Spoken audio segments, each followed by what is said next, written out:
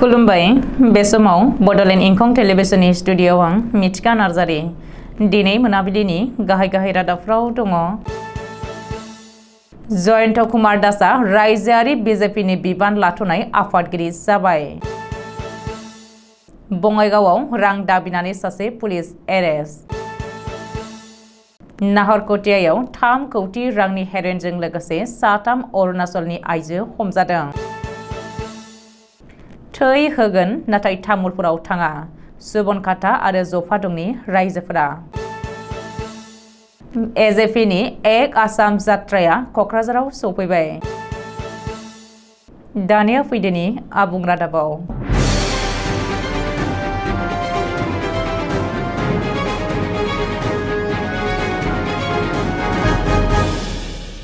आसाम रायजोआरि बीजेपीनि आफादगिरि भबेश कलिताया बिबान एंगारथ'बाय।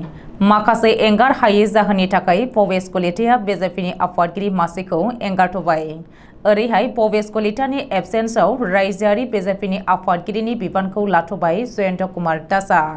जयन्त कुमार दासनो दिनै बीजेपीनि आफादगिरि बिबान लाथ'नाय मासिखौ होनाय जायो। बबेखानि जयन्त कुमार दासआ बीजेपीनि लेङाइ आफादगिरि मासिखौ सामलायगासिनो दंखायोमोन। मख'नो गोनांदि बीजेपीनि आफादगिरि भबेश कलिताया बिमा जमुना देकानि रुंसारि जानाय उनाव माखासे समाजारि नेमखान्थिफ्राव हाबसोनानै थानांगौ जानायनि थाखाय आफादारि खामानि मावनो हायाखै। बेनिखायनो भबेश कलिताया साननैसोनि थाखाय दोलोनिफ्राय आनज्रायनानै थानो गोनां जादों आरो बेखिनि समाव रायजोआरि बीजेपीखौ दैदेननो थाखाय बिबान लाथ'नाय आफादगिरिनि मासिखौ लेङाइ आफादगिरि जयन्त कुमार दासनो गथायनाय जायो। रायजोआव फिन पुलिसनि रां दाबिनाय जाथाय। रां दाबिनानै आरोबाव सासे पुलिस कनस्टेबलआ एरेस्ट। बङाइगाव जिल्लायाव जादों बे जाथाया। मिथिनो हानाय बायदिब्ला पंकज दास मुंनि आसाम पुलिस कनस्टेबलआ रां दाबिनानै एरेस्ट खालामजादों। पंकज दासआ बङाइगाव जिल्लानि लेंथिसिङा पुलिस थानायाव पस्टिं मोननाय कनस्टेबल। रिपर्ट बायदिब्ला सासे सुबुङा पंकज दासनि हेंथायै रां दाबिनायनि एजाहार होदोंमोन। बेनि उनाव बे एजाहारखौ बिथा खालामनानै कनस्टेबल पंकज दासखौ एरेस्ट खालामो आरो बे गोख्रों अजद होनाय जाथायनि बागै नायबिजिरनो जागायो। मख'नो गोनांदि बावैसो सान सिगां CIDआ बजालिनि 5 काराप्टेड पुलिस अफिसारफोरखौ एरेस्ट खालामनानै रायजोनाङै सोमावग्लुंहोदोंमोन। बे जाथायनि उनाव पुलिस बिफानारि सायाव माखासे सोंथिफोरबो सिखांदों। बेनि गेजेरावनो बङाइगावआव आरोबाव सासे पुलिस कनस्टेबलआ रां दाबिनानै एरेस्ट खालामजानाय जाथाया रायजो राजानि सन्देहखौ गोख्रोंसिन खालामदों। नाहरकटियायाव ड्राग्सनि हेंथायै जाफुंसार अपारेशन। आसाम पुलिसआ दिनै गोख्रों सिग्रोमनानै 3 कौटि रांनि हेर'इनजों लोगोसे अरुणाचल प्रदेशनि 3 आइजोखौ हमनो हादों। DSP नब बरानि दैदेननायाव नाहरकटिया आरो जयपुर पुलिसआ जथायै बे अपारेशनखौ खालामदोंमोन। बे जथाय अपारेशनाव पुलिसआ AA06 AJ 5275 नम्बरनि वेगनार गारिनिफ्राय गोबांथार बिबांनि हेर'इनखौ जब्द खालामदों। बबेखानि बे अपारेशनाव पुलिसआ मोन 29 साबोननि बक्सआव हेर'इन जब्द खालामनो हादों। जब्द खालामनो हानाय हेर'इननि बेसेना खमैबो 3 कौटि रां जागोन होननानै पुलिसआ आन्दाज खालामदों।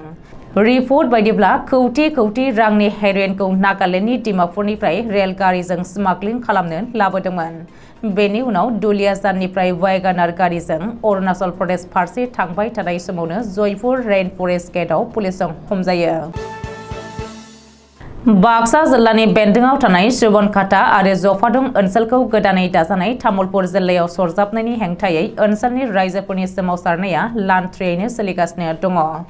बेबायदिनो सुबनखाता आरो जफादं हालामनि रायजोफ्रा दिनैबो गोख्रों आन्दोलन खालामनानै अख्रां गोमसारहोदों। सुलुङाव फोरमायथिनाय बायदिब्ला सुबनखाता आरो जफादं ओनसोलखौ तामुलपुर जिल्लायाव सोसननायखौ गोख्रों हेंथा खालामनानै दिनै हालामनि रायजो राजाफ्रा खर' सिननानै गोख्रों हेंथा सोमावसारनाय हाबाफारि लादोंमोन। सुबनखाता जफादं सिटिजेन फरामनि हांख्रायनाय लेखा हालामनि रायजो राजाफ्रा लैहोर फैनानै हाबाफारियाव बाहागो लाफैदोंमोन। नाथाय बे धर्ना हाबाफारिया जाफुंनायनि सिगां जिल्ला खुंथायनि मावख'गिरिफ्रा धर्ना थावनियाव थांनानै सावरायज्लायनायनि गेजेरजों जेंना सुस्रांनो थाखाय खावलायहोयो आरो गासैबो दाबिफोरखौ लानानै जिल्ला बेंगिरिजों सावरायनो थाखाय हांख्रायहोयो। जाउनाव जिल्ला खुंथायनि बे हांख्रायनायखौ मान होनानै दिनैनि धर्ना हाबाफारिखौ दोनथ'यो। नाथाय बे सावरायनाया लुबैनाय बायदि फिथाइ गोनां आरो गोजोनथाव जायाब्ला उननि समाव गोख्रोंसिन धरना हाबाफारि लागोन आरो थै होगोन अब्लाबो तामुलपुर जिल्लायाव थाङा होननानै गोख्रों हुमखि होयो। असम जातीय परिषद सुंद'यै एजेपिआ एक आसाम जात्रा खालामदों। राजखान्थियारि सांग्रांथि आरो सुबुंजों फोनांजाबनायनि थांखियै एजेपिआ धुबुरीनिफ्राय शदियासिम जात्रा खालामदों। एजेपिनि बानजायनाय धुबुरीनिफ्राय शदियासिम एक आसाम जात्राया दिनै क'क्राझाराव सौफैदों।